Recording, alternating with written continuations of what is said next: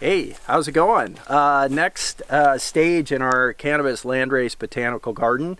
Now that our plants are in the ground and tied up, now they're really charging in veg mode. Now it's time to actually start really making sure we protect them from pests, because humans love cannabis, but bugs love cannabis just as much. And if you're not proactive and staying ahead of the pests, yeah, you could easily get an infestation and things can get out of control really fast. So anyway, right here, what I'm showing you, and we just ordered these, yeah, we ordered them from a beneficial insect supplier. We work with beneficial insectiary. Yeah, so anyway, we'll show you the information on those. And what we do is just a few days in advance, we order the bugs that we want, and then they just ship them overnight. Shows up FedEx, I pick them up, and the next day we're putting them on our plant. So it's a really easy, painless process. But these are actually lacewing eggs. So this is probably the most economic, easy, and most sustainable way to introduce lacewings into your garden.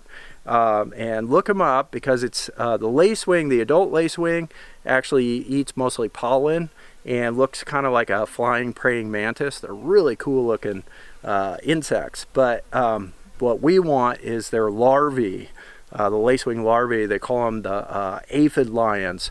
So they just, I think they can consume like 20 aphids a day, and they're pretty gnarly. They like rip the aphid's head off and then devour their bodies. So that's the cool thing, is if we stay way ahead with our beneficial insects, we don't have to use any sprays whatsoever. So we've gotten away with not spraying anything for years at this point.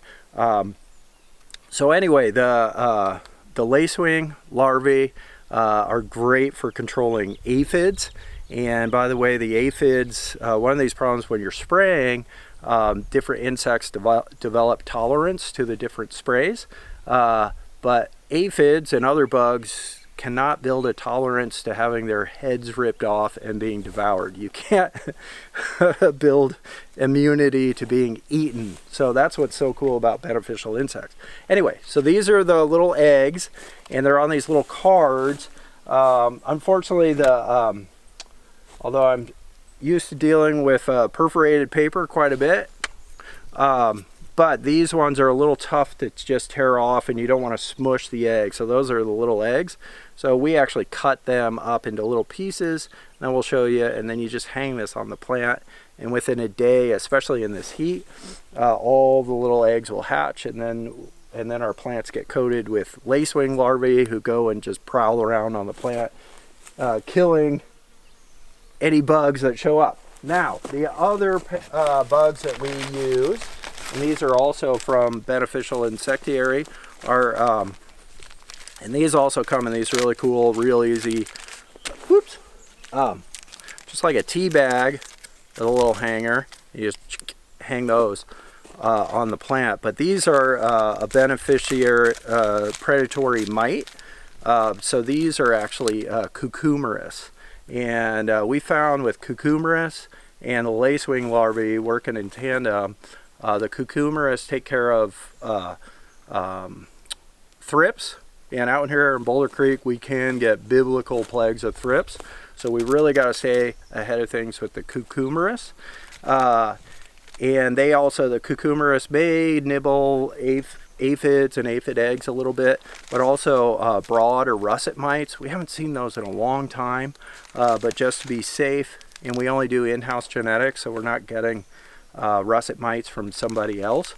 But anyway, these cucumeris will also control russet mites. So we do the cucumeris and then the lacewing eggs, and we do that I think like 3-4 weeks.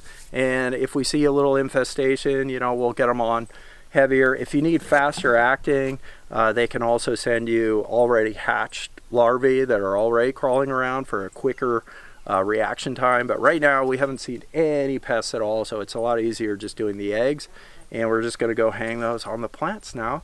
and we'll show you in just a little bit how we do it. It's pretty self-explanatory, but a lot of people have asked how we control bugs or the pests that we don't want. That's how it's done. So anyway, cool.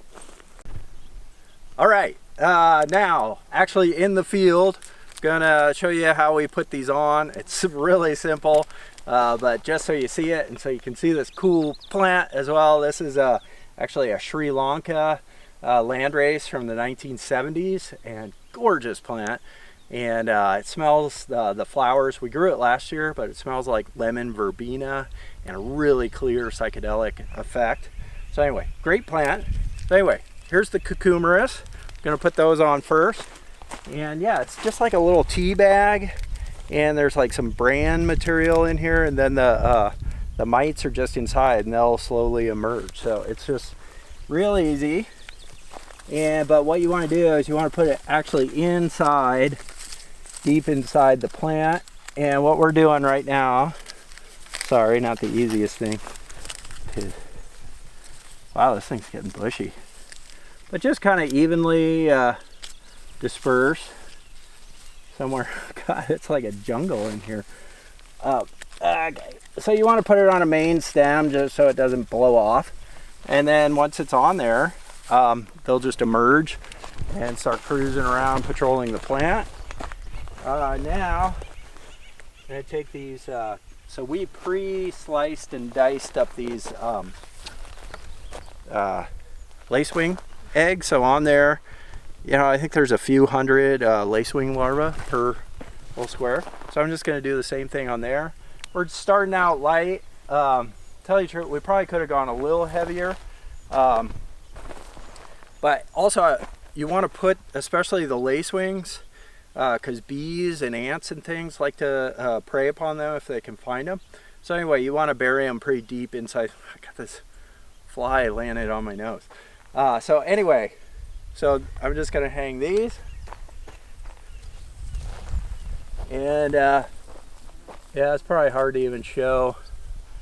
Just imagine this hanging on a plant, hanging on a branch. So you just hang it on a branch. So like right there, there it is.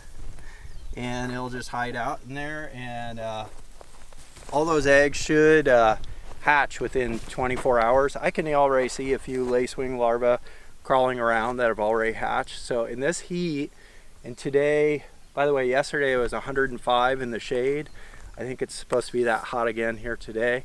So we're gonna keep moving and get these on here before we get heat stroke. But that should get these lacewings hatched really fast, and they'll be cruising around.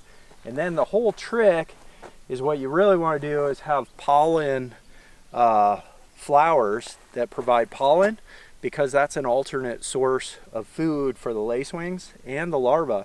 So if there's no pests for them to prey upon, then they can actually feed and sustain themselves on larvae or on pollen. So that's why we really want to establish some pollen flowers. Plus then actually our native lacewings, and lacewings are native to this area. So they'll come in and actually start laying more eggs. And then we also get native ladybugs here who also help out with our especially aphid control. So we've gotten really lucky here that we get a lot of help from nature itself with predatory bugs, but then we also introduce them and hopefully we may even establish like a local population. But anyway, that's what we're doing. We got, then maybe you want to just see a few plants. People like seeing them and the progress. And so here's the Lagitan. This is that Philippines, the purple sky dragon. You can see it's already, now you're really starting to get an idea of sort of the overall texture of just how it gets really almost like furry, and it just kind of dances when it's windy. Those little thin little leaves, those narrow little leaves just kind of shimmer in the light. And let's see if we got anything else interesting.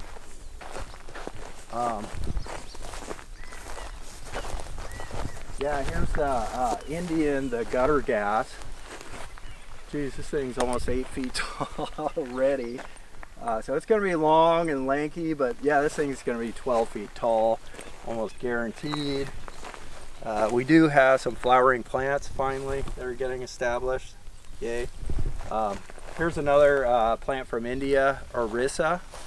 So this is a beautiful plant, really nice and bushy. And yeah, that's probably, yeah, it goes on and on. There's tons of cool plants in here. But anyway, there's a little taste. We got to get going with these bugs though before it gets too hot. So anyway, see ya.